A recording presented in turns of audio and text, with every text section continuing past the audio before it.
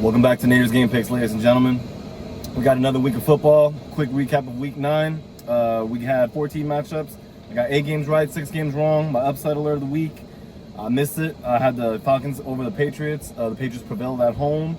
And a couple other games, the Ravens at Dolphins. I predicted the Ravens scoring 28. And the Dolphins have scored 23. Final score of that game was 28-6. And a couple of the games, that brings my overall record to 75-60. Week 10, there's a game overseas, and we got 4 teams on a bye. So let's go ahead and cut the chase, and let's go ahead and recap the games of Week 10.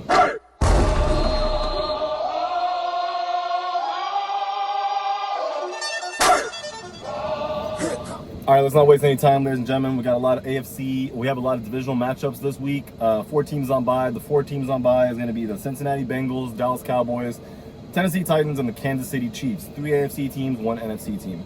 Starting off by the Raiders at the Broncos on Thursday Night Football. The Raiders traded away with a receiving target, Jacoby Myers. Close game last week at home to the Jaguars. Played them close. Ended up losing the game late, so they're going to go out the road now. Broncos coming off of a tough win on the road against the Texans. They won 6 of their last games. So this is going to be tough for the Raiders to go into Denver, get a win. They got to protect Geno Smith. The Broncos haven't been looking the best on offense on the road, but at home they've been a different story, a different beast, you can say. So I think the Broncos at home, they get the run game going with J.K. Dobbins, R.J. Harvey receiving threat out the backfield, quite versatile in that way. Cortland Sutton had a touchdown over Derek Stingley last week, so he's a favorable matchup against the Raiders. Obviously, anything could happen in division games, but we'll see how it goes. I think the Broncos take care of business out of a score of 26-10 at home. Now we're on to the Sunday slate of games, starting off with our matchup in Berlin. It'll be 9:30 Eastern Time, Falcons at the Colts. For their all-time series record, the Colts have won 15 out of 18 matchups. So this is going to be interesting to see. Can the Falcons win more games in this series? I think the Falcons are in a tough situation. They haven't been able to get their top offensive player, Bijan Robinson, going. Drake London, however, has seen lots of success. They lost a close win on the road against New England last week. Now at a neutral field, Colts listed as home to play in a Colts team that lost the game last week to the Steelers. I predicted them losing on the road here. I think the Colts bounced back. They didn't get the run established with Jonathan Taylor against the Steelers, forced Daniel Jones to throw the ball a lot more, and he had a lot of turnovers. This team as a whole had 6 turnovers last week. You cannot win games in this league while committing that many turnovers. Against the Falcons team, they need to force some turnovers. Their young defense has stretches where they played well, but they're looking to get some turnovers here going their way. So that could be the key to this to the winner of this game. I do think the Colts prevail in Berlin. The score of 27-30, getting them a bounce back win after losing last week. Now our 1 p.m. slate games on the Eastern Coast. Giants at the Bears. The Bears winning a shootout thriller. I predicted the Bengals winning. They actually lost. They lost back-to-back home games, ended up trading some players. So I think it's going to be interesting to see if the Bears can capitalize. They were targeting Colston Loveland, gave him good targets this time. Cole Kmet suffered an injury. He was out the game, so Colston Loveland really stepped up. Had 100 yards, 2 touchdowns, and the touchdown that won them the game. Caleb Williams was looking for him, and that's a good sign to see from the young quarterback there. I think there's a chance that the Giants can put up some points here again. This Bears defense gave up a lot of points to the Bengals. But the Bears running game, I think, will take advantage of this Giants rush defense, which is ranked in the bottom 5 in the league now. Kyle Monangai with over 150 yards from scrimmage last week running the ball. And, they were contributing in spite of DeAndre Swift being hurt. So I think the Bears running game catapults them this game. At home, of a score of 35-28 over the New York Giants. Bills at the Dolphins, divisional AFC East divisional matchup. The Bills, big win last week against the Chiefs at home. Going against the Dolphins team that's traded away Jalen Phillips. They're kind of in that rebuild mode. Tua had a decent game 2 weeks ago. Now then a poor performance where they came up short, shot themselves in the foot a lot against the Ravens at home. Now they got to play another home game against a tough Bills team. They've had the extended kind of mini bye week, you can say. But I think the Bills take care of business. I don't see Josh Allen being as efficient this game. The Dolphins were probably going to take away some of his targets. But unless the Dolphins stop James Cook, it's going to be hard for them to get a win here. So I think the Bills win on the road. They score 29-16. Moving on, we got the Ravens at the Vikings. These two teams have combined for some fun matchup. Both purple teams representing purple here. The Vikings at home, so the Ravens are going to play inside the dome here.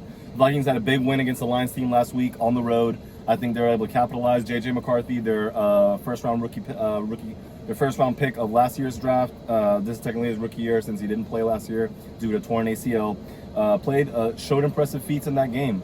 Standing tall in the pocket, was able to run when he had to. It's going to be a big test against the Ravens team. Although Nnamdi Madubuike is out for the year, Roquan Smith is still the anchor in the middle of that defense. And the secondary that features Kyle Hamilton, Marlon Humphrey, and Nate Wiggins, rookie from last year, who was actually coming into his own as well. They dealt away Jair Alexander, but as mentioned, Nate Wiggins has actually stepped up. So this is going to be a tough test for the Vikings receivers. They have the firepower to do so. Jaden Naylor, Justin Jefferson, Jordan Addison, looking to get TJ Hawkinson going here. This could be the underrated matchup between Mark Andrews and Hawkinson of the tight ends here. Which team can stop each other's pass attack? I think it's going to be critical. I think the Vikings can pull it off at home. I think with the Ravens, with Lamar Jackson back now, have a chance to win. It can go either way. I think this is going to be big in the AFC North. But this loss, I think this loss will be due to the fact that the Vikings defense is coached by Brian Flores. They're good at generating pressure, and I think this team just plays different when J.J. McCarthy is under center. So I think they win at home. They'll score 33-30 over the Ravens. Browns at the Jets. The Jets have completely made an overhaul. Traded Sauce Gardner, traded Quinn Williams, kept Breece Hall. So there's going to be some holes on this team, obviously. They had a bye week last week. Now they're playing against the Browns coming in on the road. The Browns, obviously they didn't ship off too many major players. Still have Myles Garrett there, the anchor of that defense.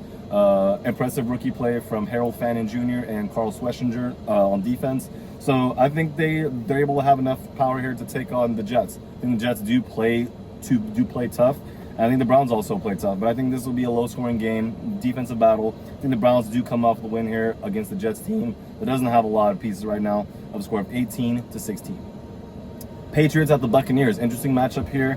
I think the Buccaneers, they just came off a bye week. They're going to be hosting the Patriots, who have been on a tear lately. AFC East, they're currently leading the AFC East. Most people would probably think it's Buffalo, but since the Patriots beat Buffalo, they do play again later in the year, so that's going to be interesting to see. I think the Patriots walk into a stalemate here. I think the Buccaneers, they have that bend but don't break philosophy on defense. They'll give up some yards, but good luck running the ball on this team with Vita Vea in the middle there. Obviously, Leonard David, Levante David, excuse me, guys, veteran linebacker, anchoring that defense, and Antoine Winfield in the second level, with Jamel Dean playing at a Pro Bowl level. So it's going to be tough for the Patriots. Drake May has been very efficient all year. Last week, kind of had some struggles against the Falcons team, but they got away with the win. And this team hasn't been winning pretty all the time, but that doesn't matter. A win is a win. On the road against the Bucs team, with Baker Mayfield having some time, the team to get a little healthy. Emeka Egbuka, I think, has needed some time to get healthy. Obviously, Bucky Irving, they've been missing. This has been a nicked-up Bucs team and been winning in spite of injuries. I think they take care of business at home over a good, red-hot Patriots team. That would score 26-24. Saints at the Panthers, NFC South divisional matchup. The Saints also in a tough position. They started Tyler Shuck last week against the Rams. Rams defense, that's one of the better ones in the league. Kind of tough outing there. I think they lost by 20 points. On the road against the Panthers team, coming off an impressive road victory against the Green Bay Packers. I think the Panthers are going to look to stifle that in. They need to win division games, and they want to be up there against the Bucs. They still have to play the Bucs 2 more times. They still haven't played the Bucs yet. They have to play them twice. There's probably going to be a race between those two teams in the division, as the Falcons and the Saints have kind of failed to find their footing, or the Falcons more so. And the Saints have had a tough time all around all year. I think the Panthers take care of business at home. They need to run the ball with Rico Dowdle, Chuba Hubbard, and make sure Bryce Young's protected. I think the Saints can get after him. So if he can get the ball out of his hands quick. Tedero McMillan had a higher target tick up from last week. I think that'll be a good recipe for them to continue attacking and come out with a win at home here of a score of 38-21. I see them beating their division rival in the Saints. Jaguars at the Texans, AFC South division matchup. Told you guys there's going to be a lot of division matchups this week. The Texans are going to be without C.J. Stroud, so they're going to start Davis Mills, their third-round pick quarterback from the 2021 draft, against the first overall pick of that year's draft, Trevor Lawrence. This Jaguars team has been very consistent. Obviously, coming off of a win last week against the Raiders team. They don't really know what they want to establish, the run, the pass. I think Brian Thomas Jr., Travis Hunter was placed on IR. So Trevor Lawrence has had to find some success in his running backs, his tight ends, and his backup wide receivers. And this is going to be a big test against the Texas secondary. Last week, the Texans lost to the Broncos, only gave up 2 touchdowns. It's a very savvy defense, coached by D'Amico Ryans. I think they stifled the Jaguars in this game unless Trevor Lawrence is able to connect with throws, not be late on passes, and able to maybe scramble for some yards. He's got to slide. He's got to protect himself in this game, though. I think the Texans do take care of business here, even with Davis Mills at the helm, of a score of 23-20 over the Jacksonville Jaguars. Now for my upside alert of the week, another divisional matchup. You saw it here twice. It's the upside alert of the week. It's going to be the Cardinals at the Seahawks, Lumen Field. The Seahawks coming off of a bye week. No, actually they're not. They're coming off of the road win against the Commanders. The last 8 matchups between these two teams dating back to 2022, the Seahawks have won all of them. So the Cardinals are currently riding an 8-game losing streak against the Seattle Seahawks.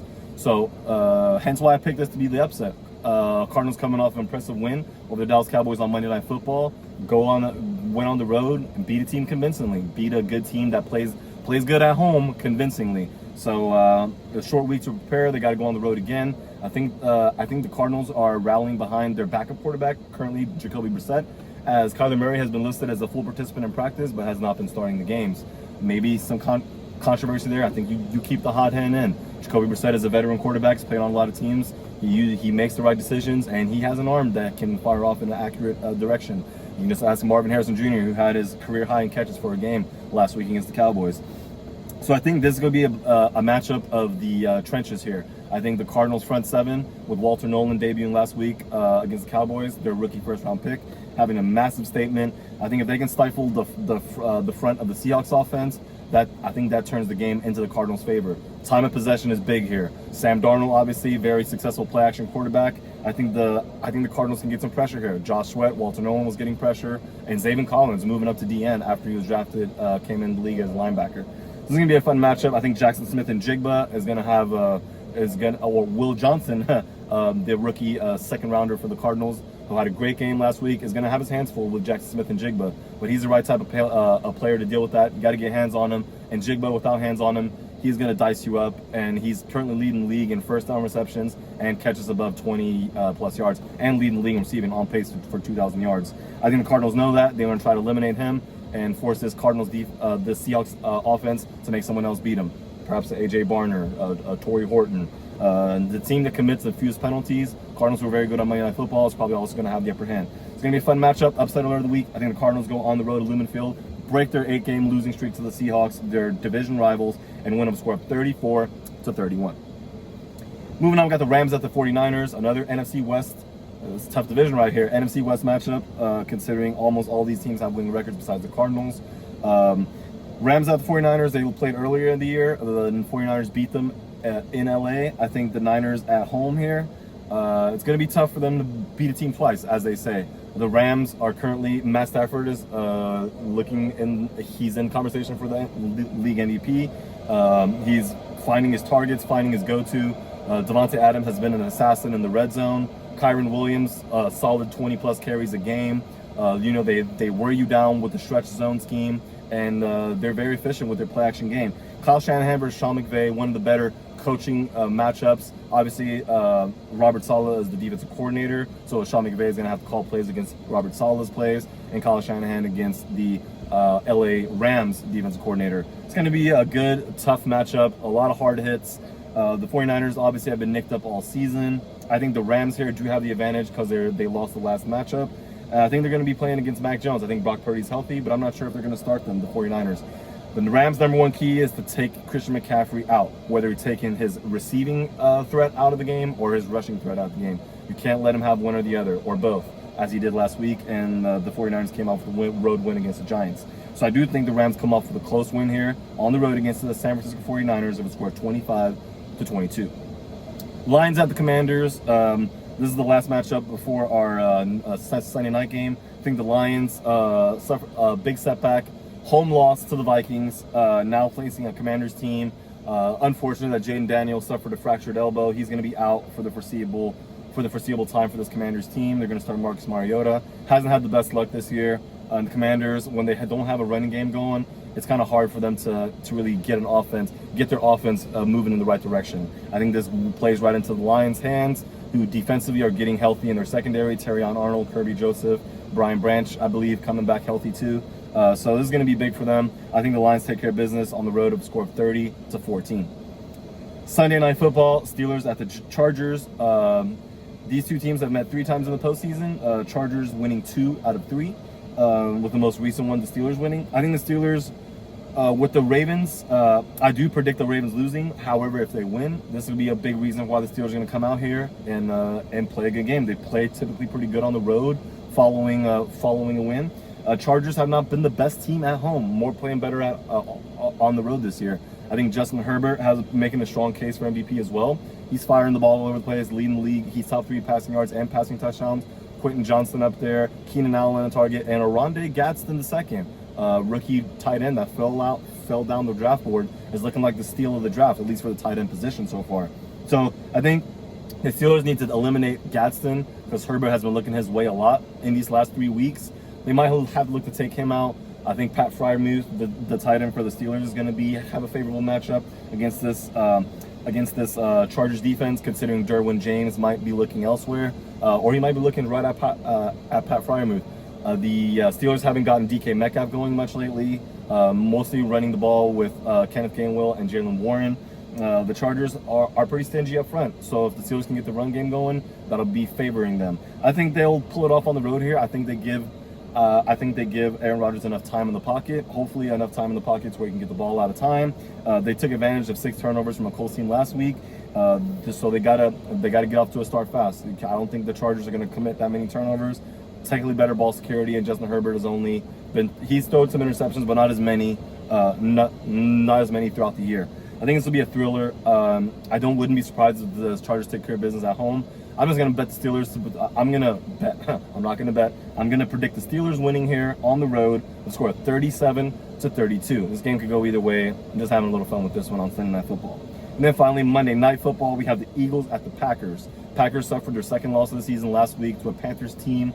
And the Eagles might take some notes of what the Panthers did. Ran the ball, duo blocks, similar to how the Panthers defeated the Cowboys.